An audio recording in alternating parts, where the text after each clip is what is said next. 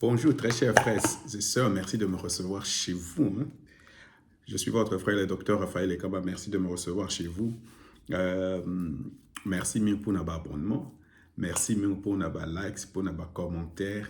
Merci mille surtout pour notre encouragement. Euh, Merci surtout pour notre partage. En tout cas, Nzambe apambola bino. Bien, on peut dire comme ça, Nzambe apambola biso. Permettez-moi de boire quelque chose parce que ma bouche est sec. Ok. So, vraiment, je voulais parler d'abord de la résilience congolaise. Tu sais, euh, il y a un mot que mes enfants ont repris du Congo, c'est Congo et Loko Yamakasi. Alors, ça parle de la résilience de notre pays, ça parle aussi de la vie culturelle de notre pays Mboka Elengi, tout ça. Donc, ce sont deux choses que mes enfants ont amenées du Congo quand nous étions là-bas. Mboka, Congo et Loko Yamakasi, même quand on joue au foot ici, hein, parce que j'ai des amis ivoiriens, tout ça, quand on joue au foot ici, et que le Congo est en train de gagner, Congo et Loko Yamakasi, tout ça. Alors, les Congo et le Kamakas, c'est dans l'adversité, dans les moments difficiles, qu'on reconnaît la résilience d'un État, qu'on reconnaît la résilience d'un pays. C'est dans ce contexte, par exemple, le Bamboule et Betikuna, j'ai vu, il y a beaucoup de morts, il y a beaucoup de destruction. C'est dans ces contextes ici qu'on parle des Congo comme Eloko Yamakasi. Donc, quelque chose qui ne se brise pas facilement. Alors, vous voyez que vraiment, les Congo traversent un moment important de son histoire. Moi, j'ai vécu à Kinshasa très longtemps. Vraiment, j'ai vécu à Kinshasa très longtemps. Je suis quelqu'un qui ne croyait pas aux histoires des changements climatiques. Mais je commence à y croire depuis que je vois certaines choses qui se passent au Congo. Il y avait toujours des inondations. Mais ça fait 2 fois maintenant qu'il y a des graves inondations au Congo. Ndjili, par exemple, est débordé, mais pas de cette façon-là. Et du côté de ma sœur, là-bas, vers, comment on appelle, Kinsuka, il y avait aussi des inondations comme ça. Alors vraiment, j'ai l'impression que c'est comme un phénomène qui est dans le monde entier, mais le plus important pour nous, c'est de prévoir parce que ces genres d'événements vont arriver maintenant le plus souvent. Et non pas seulement ça va arriver le plus souvent, il faut vraiment qu'on développe un système d'assistance et de prévision pour dire, il y a une pluie qui arrive, faites ceci, faites cela. C'est vrai que les constructions en acier jouent aussi un rôle important, mais c'est pas ça c'est pas ça que je voulais dire à ce moment précis de notre histoire. Ce que je voulais dire tout simplement, c'est que le Congo est en train de passer un moment existentiel de son histoire. Je pense un moment important, plus important que le temps de l'indépendance. Je vous assure, plus important que le temps de l'indépendance, c'est temps ici. Et c'est pour cette raison, je loue Dieu et je remercie. Moi, je comprends ces choses-là, que Tshisekedi soit au destiné de notre pays à ces moments précieux, à ces moments précis, je voulais dire, de notre histoire. Alors, il faut être optimiste. Il ne faut pas perdre espoir, comme les Allemands disent ici, c'est l'espoir qui doit mourir en dernier. Donc, il ne faut pas perdre espoir. Comment je peux définir l'espoir? Parce que dans la Bible, vous savez, la Bible parle de l'espoir comme l'attente, s'attendre à quelque chose de positif, s'attendre à quelque chose de bon, malgré les moments les plus difficiles que quelqu'un traverse. Alors, il ne faut pas perdre espoir, il faut s'attendre à quelque chose de positif, de bon. C'est pour cette raison, les gens qui ont l'espoir sont toujours optimistes. Alors, soyez optimistes. Je ne sais pas.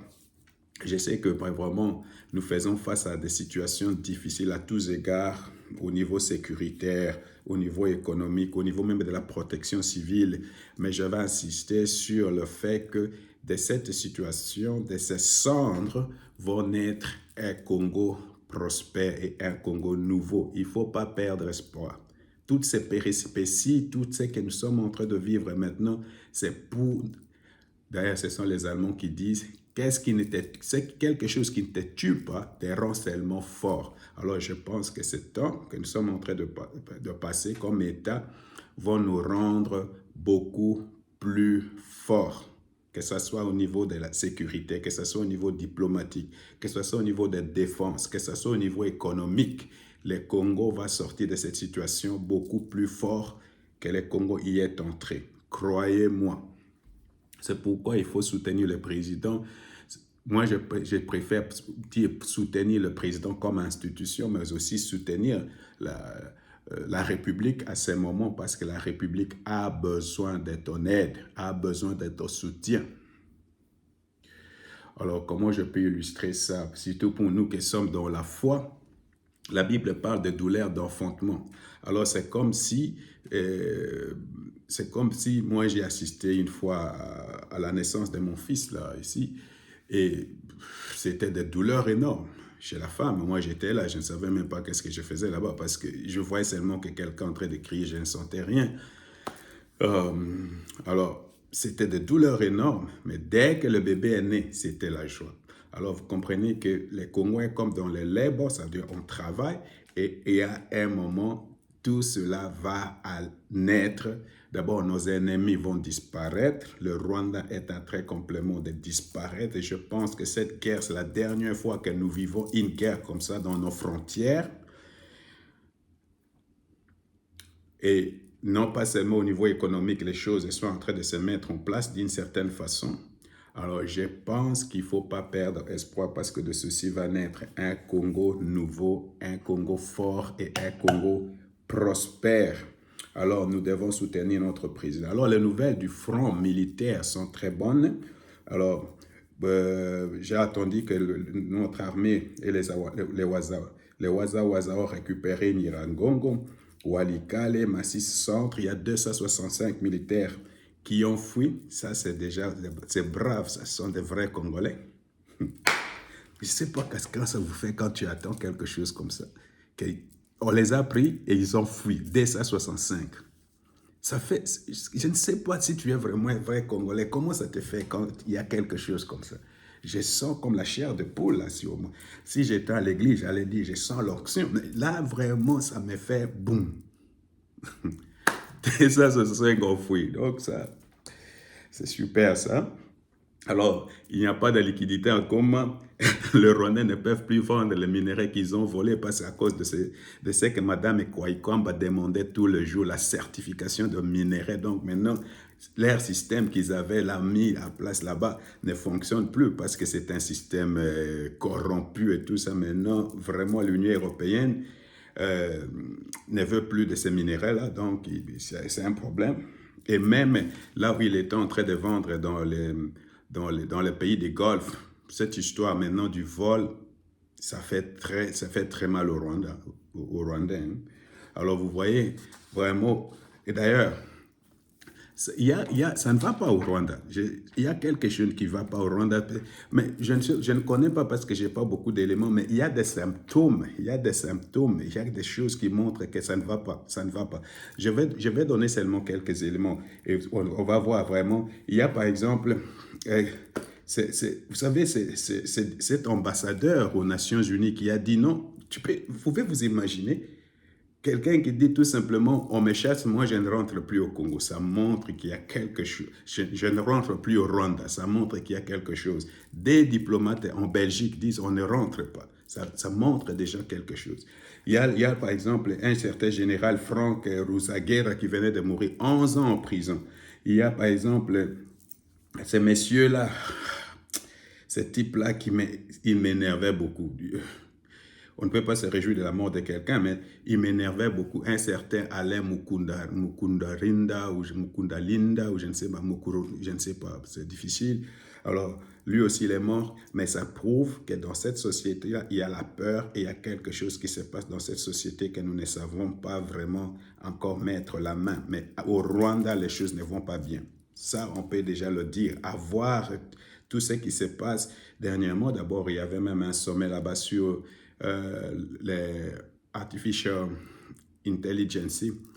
Je pense qu'il n'y avait pas assez de gens, il n'y avait pas assez de dirigeants africains, tout ça. Quelque chose est off là-bas au Rwanda.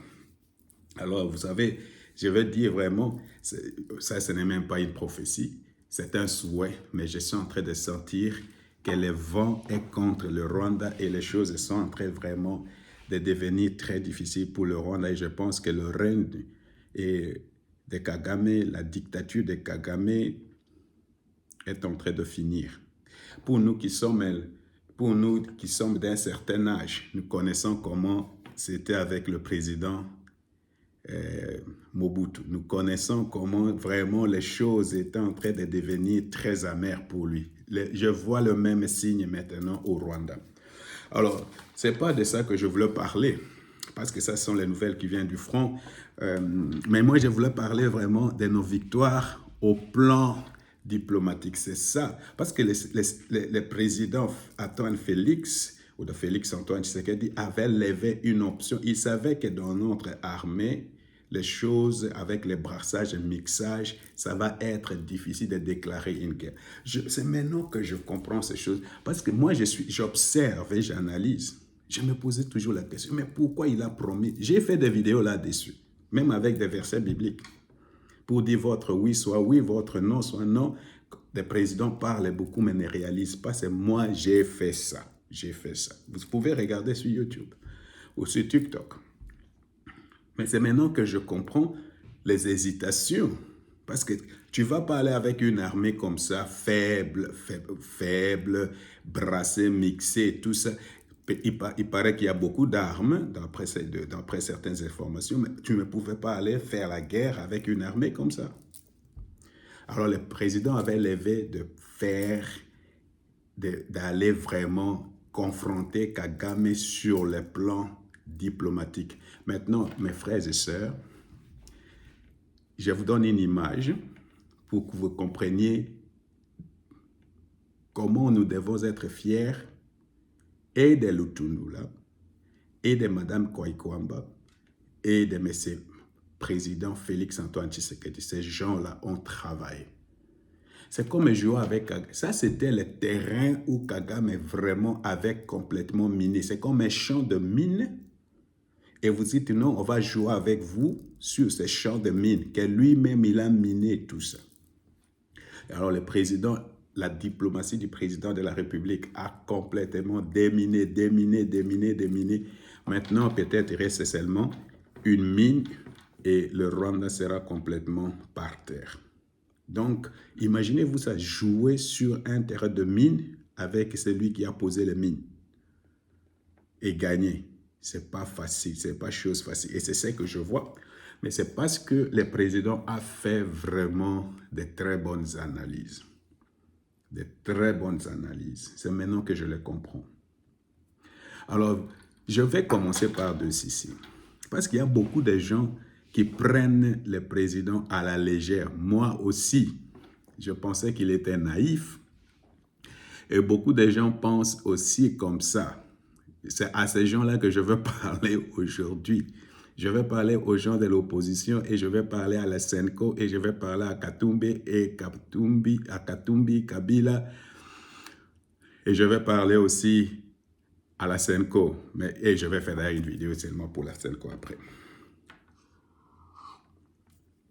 Je ne sais pas si vous avez suivi la vidéo de Kwebe Kimpele qui dit, quand ils étaient à Gerval, en Suisse, tout ce monde-là pensait qu'ils étaient plus éduqués que Tshisekedi. Mais parmi toutes ces personnes les plus éduquées, qui croyaient que le pouvoir là les revenait de droit, toutes ces personnes, aucune de ces personnes n'est devenue président de la République. Alors, il disait dans cette vidéo-là, il faut faire attention à ces messieurs-là. Et c'est maintenant que je comprends la quintessence et la profondeur de cette petite phrase. Parce que si vous voyez bien, d'abord, je vais parler sur le plan international. Sur le plan international, c'est que le président de la République a réalisé. au niveau diplomatique. Les Congos deviennent les centres de leur terrain de l'Afrique. Les Congos deviennent les centres de leur terrain. On parle du Congo partout. Ça, on parle du Congo. Ok, ils ont les Belisés, ou je ne sais pas comment, les Belisés, ils ont étiqueté les belles, ils ont donné les Congo ces manteaux-là de pays solutions. Donc, sur les questions économiques, de défense, de santé, énergétique, d'écologie, les Congo devient incontournable. C'est la meilleure des analyses. Donc, c'est pourquoi vous voyez même les messieurs qui est venu là, les messieurs comment il s'appelle, que Donald Trump a envoyé, c'est ce qu'il est en train de dire. Il cite tous les pays autour du Congo pour dire si ça va bien au Congo, tous ici vous allez profiter. Et c'était ça le discours du président de la République. Je vais faire des projets avec tout le monde va profiter. Amener la paix au Congo et tout le monde va profiter.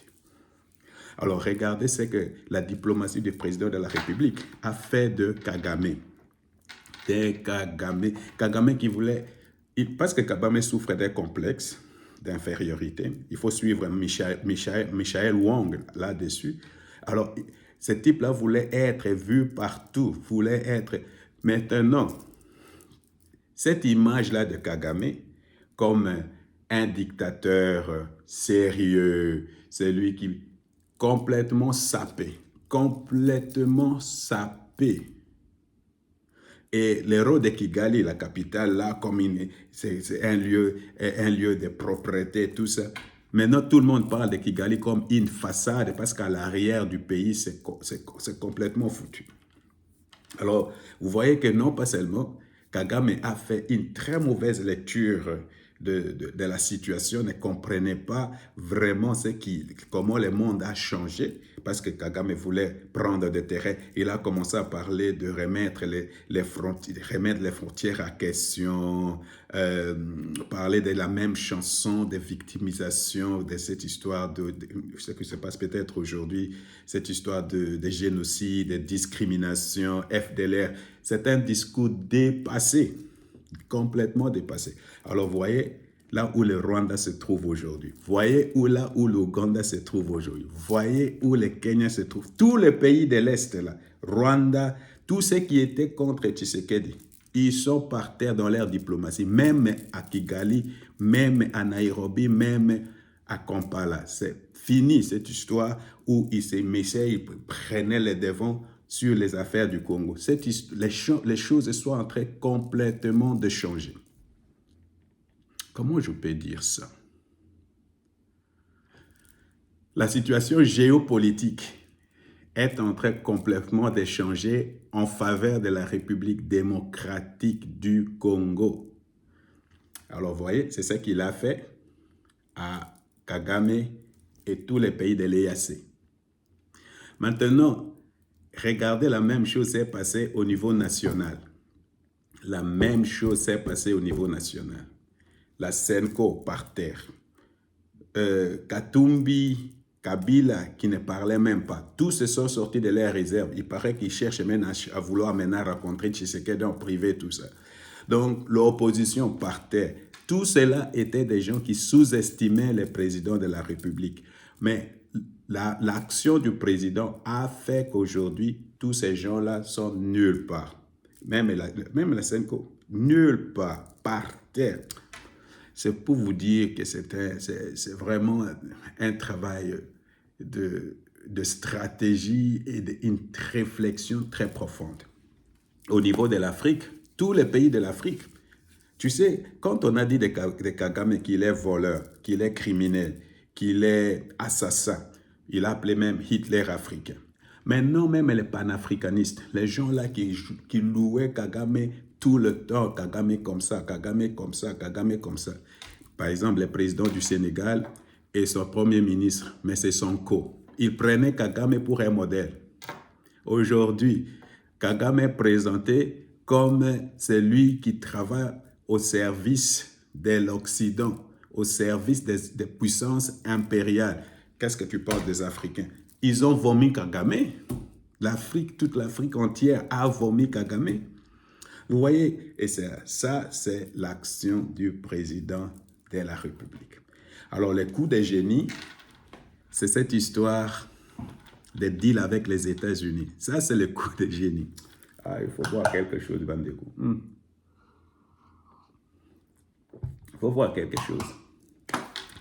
Alors, qu'est-ce qu'il y a au juste? Kabila avait signé des accords avec la Chine. Ces accords ont été revus. OK, on avait perdu l'argent, mais le président a bien fait. Ils ont revu cela. On reçoit maintenant 7 milliards. Mais la Chine ne fournit pas de la sécurité. Ils sont là pour promouvoir la corruption et ils sont là pour, comme des sanctions. Ils sucent des deux côtés. Ils sont avec nous, ils sont avec les Rwandais et ils sont venus seulement faire des affaires. Alors, le président a compris que non, la compétition entre les États-Unis et la Chine se passe en Afrique. Les États-Unis étaient absents en Afrique.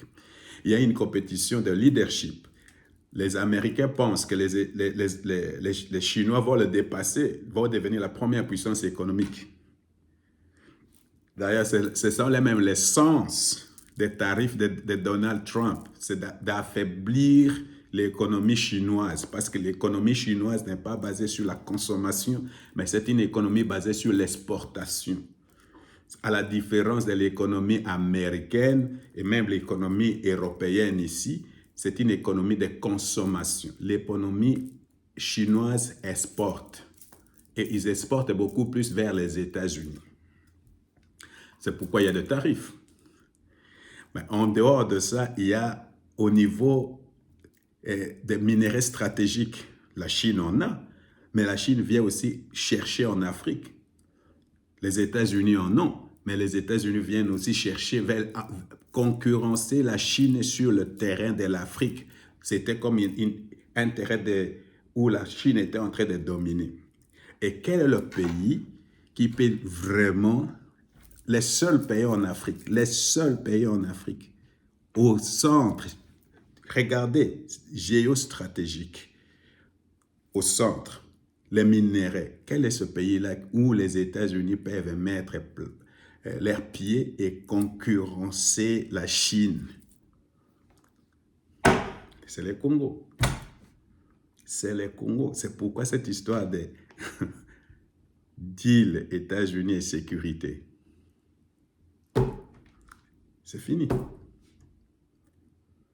C'est fini, cette histoire de guerre, cette histoire d'instabilité, cette histoire de... C'est fini.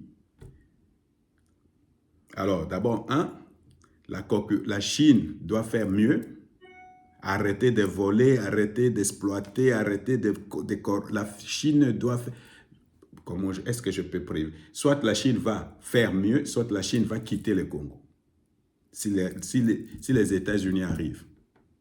Alors, vous voyez... Cette histoire de concurrence fait que le Congo redevient encore une fois le centre et à cause de cela, il y aura une stabilité au niveau du Congo, il y aura de la sécurité, il y aura une prospérité. Mes frères, mes sœurs, le Congo est entré, dans quelques temps, le Congo va entrer dans un ère, ou dans une ère, je sais qu'on dit, dans une ère de prospérité et de développement. Croyez-moi.